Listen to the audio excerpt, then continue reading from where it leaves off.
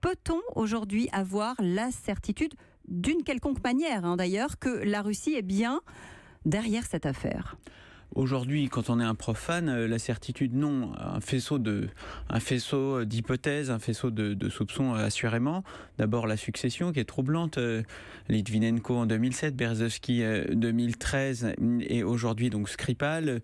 Effectivement, des ressortissants russes sont visés soit par des services d'État, soit par d'autres organisations russes sur le territoire britannique. Donc, il y a des précédents. Deuxième élément, le Novichok, qui est donc un poison. La substance militaire. Le poison militaire élaboré par des laboratoires russes durant les années 70, donc ils étaient soviétiques à l'époque, et qui effectivement, apparemment, d'après ce que les experts chimistes indiquent, ne peut être préparé, administré, conditionné que dans des institutions gouvernementales. Il y a même un des pères de ce fameux Novichok qui dit il n'y a que la Russie qui sache le fabriquer. Voilà. Bon, écoutez, évidemment, moi je vais te donner tout à fait particulier. Il y a d'autres faisceaux qui sont assez troublants et qui peuvent susciter la perplexité. D'abord, pourquoi est-ce que les autorités russes se placeraient dans une situation aussi difficile et dans une escalade diplomatique à 4 jours maintenant de la réélection infiniment probable de Vladimir Poutine pour un 4e mandat?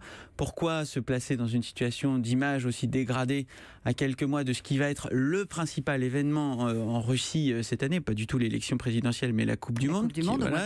Du 15 juin au 15 juillet. Et sur laquelle pourquoi le faire?